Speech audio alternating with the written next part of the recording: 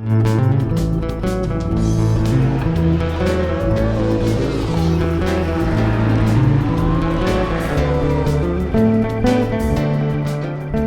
it's a very, very warm December morning in 2015, and I'm on my KTM RC390, taking it for a run. It's been off the road, sadly, for about 6 weeks in the first year, mainly because of a cutout problem that the dealer didn't seem to be able to cure. So it's got to the point almost of embarrassment. They say they've done all they can, replaced several electrical parts, which to me indicates not knowing precisely what the problem is, and that I find quite confusing, because with engine computer management systems you should be able to pinpoint exactly what's wrong. At any rate, it's almost a cloudless blue sky today. I should say disturbingly warm, because this is the south of England, and in the north of England as I ride there are terrible floods, but I am grateful for a dry road and a warm day to go down the A4, which is a fantastic road for biking. I'm having problems with my Ghost HD Drift action cam. Despite charging it up, it only shows 2 bars. So what I'll do is I'll do a little run and then stop off and check. If you're a subscriber to my channel, you'll see I'm predominantly a woodworker. My God, the joy of having a bike when there are so many of these restricted carriageways, road up and traffic jams, that the bike is the only thing that gets you out of trouble. And this 400cc single is ideal for my needs. It's got enough power to get you out of trouble, but not too much power to go crazy with. My crazy days are over. I was never that crazy, but had an awful lot of spills. So this is the first brand new bike I've ever owned, so yeah, I am a bit pissed off that it's had to go back to the dealer so many times. I'm a dry weather biker, occasional biker. I only bike when I'm mentally alert, or when I feel I'm mentally alert. This is a bend I came off a few years ago. A timber lorry shed its load in my path right in this bend here, and I got compensation for it. There's some debris, see, a brick in the middle of the road. You've got to have eyes. God, isn't that unbelievable, on the very same bend, and I was talking about it, bloody hell. But you've got to have eyes way ahead and look out for debris. You know, even when there's going through woodland, the chances of I was going to say a squirrel, but those are the squirrely creatures running across the road, weasel, whatever they are. But this is a beautiful road. That's another thing, these people who use their brake lights when they're going round corners, bad driving. And when you're riding a bike, you've got to be aware that there are actually a lot of not very good drivers around. It's not just a question of them not seeing a narrow bike. It's just road manners generally. It's very interesting actually. I ride a scooter as well, and I get carved up. And but when they see me on a bike, especially a road race bike looking like this, you get a little bit more respect. Some people say this bike sounds a bit like a lawnmower. Quite offended when I was in my honeymoon period with this bike, and now I'm beginning to think, yeah, it does sound a little bit like a lawnmower. Isn't it funny how you notice things become more familiar? Now, shall I go onto the motorway or shall I turn right? I'll turn right. I should really be doing town work to see whether it stalls, because it only really stalls when it's stationary or when I'm changing gear. I've done about 1,500 miles, so it's probably pretty well run in. I've been biking since I was 16. I'm doing up at Triton Bonneville Cafe Racer at the moment. It's a beautiful day. I can see the downs of Wiltshire in front of me. I want to check the miles per gallon, because the dealer, in tweaking the engine, they told me that they richened the mixture slightly, so I hope that's not at the detriment of miles per gallon, because one of the reasons I bought this bike was for all-round economy. Quite blustery, really windy today. Of course, there's a storm called, I think it's called Desmond, is it? Storm Desmond. But my God, the planet is fighting back. I must say the handling of this bike is really superb. It's really designed for the open road, and I had a word with my guy who usually works on my bikes, a really good guy called Steve. He's a fireman in Bath, so it's like when he's not on call, he repairs bikes and cars, and had a word with him, and he said, look, if you really love the bike and it's only cutting out occasionally, maybe you've got to live with it, because, you know, I've treated it like a baby. I've run it in carefully. I've got 2 services behind me. They're expensive services, one of which was paid by the dealer for the inconvenience of my being without the bike for so many weeks. And you know, when it's on the open road, it's fantastic. It's despite being very light, it doesn't seem to blow around much. You really feel in control. It's a real, you can see how the race boys, the track boys, love this bike, the youngsters. God, I mean, there was nothing like this around when I was about 16. In fact, when I was 16, they were all British bikes. The Japanese had yet to dominate the market. You know, I want this bike to last. It's the only bike, new bike I've had, as I said. And I want it to last. And I'm only doing low mileage every year, because I got a couple of other vehicles, an unusual kit car that I'm doing up, and I run a smart car around town because it's the only thing I can park outside my house.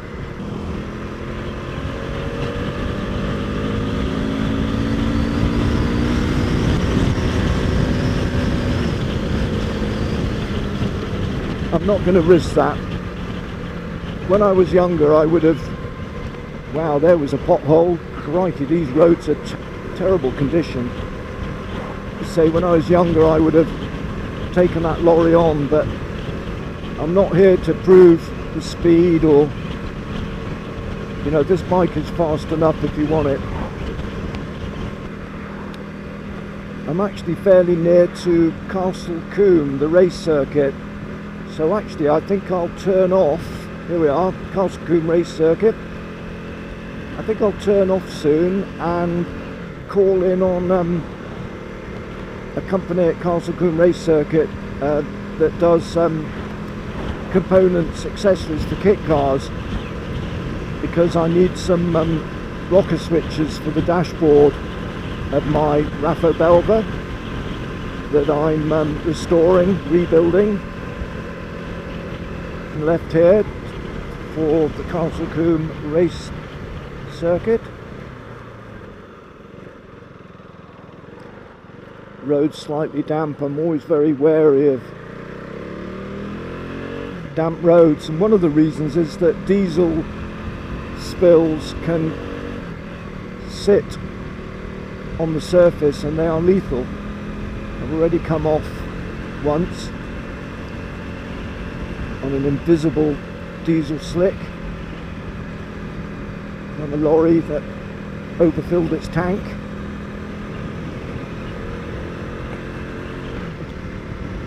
Beautiful day. I don't normally ride in the winter, but with the weather all over the place, you don't know what's winter and what's summer. I don't think people realise quite what the implications are of global warming. You know, all those ice floes melting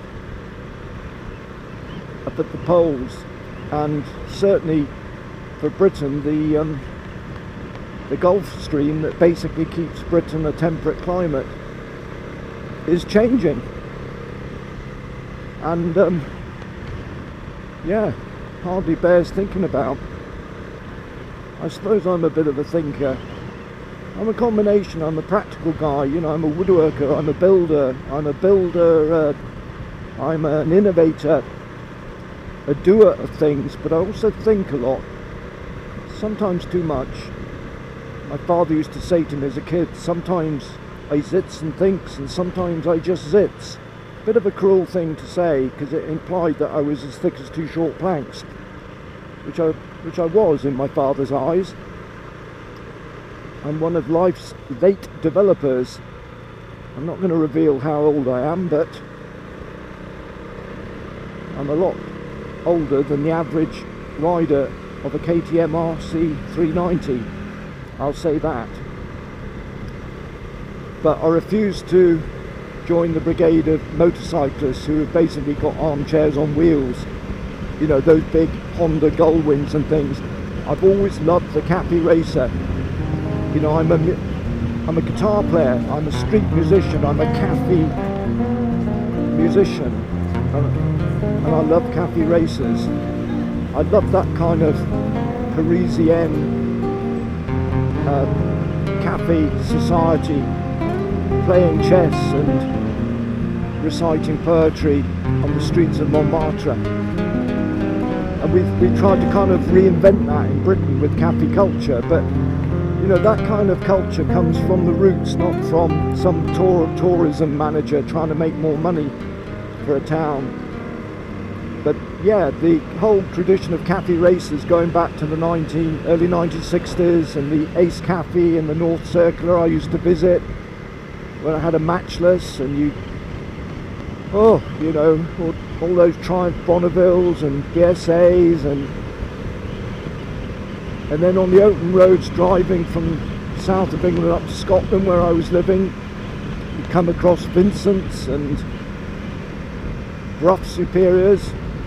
Even used to pass through a town in the north called Brough, probably where they were made, of course. And a, you know, fantastic tradition of British motorbike building. This is the Castle Combe race circuit. Somebody on the gate. I wouldn't have thought they're racing today, but there's a little company called Merlin, I think it's called, and they do bits and pieces for kit cars, etc. But it's also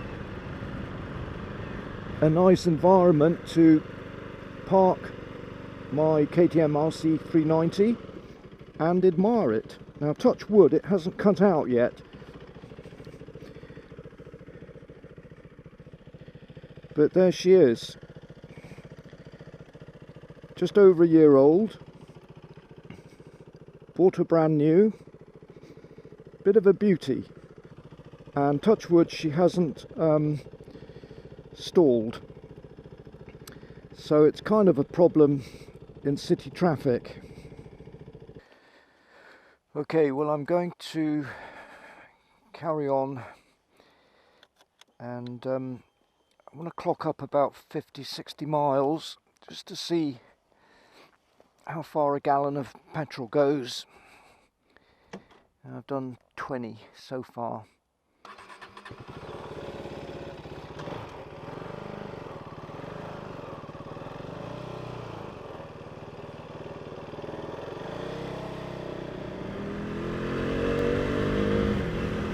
They say the suspension's a bit soft on this bike. It bounces around a lot. Well, maybe it does, but you know, when you're on a bumpy road, it's a warning sign just to go easy.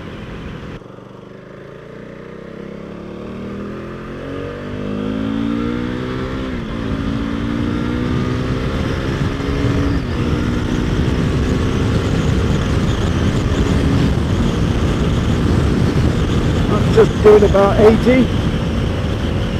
Pretty lively. Nice smooth gear change. Really nice. The bike's beginning to really open up. I always use the gears for engine braking. They say the brakes are very soft. Yeah, they are a bit soft, but you know, you just get used to them. You really do. You know, don't expect, if you're doing 80, to suddenly stop.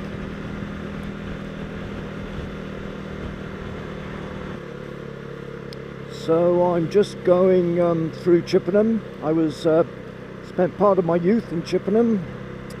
Went to a junior school in Chippenham, and also Chippenham Grammar School in the old days when there were grammar schools.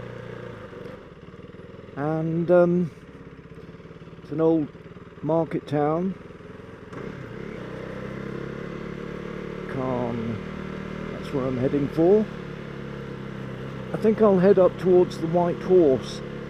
There are about 5 white horses, I think, around in Wiltshire.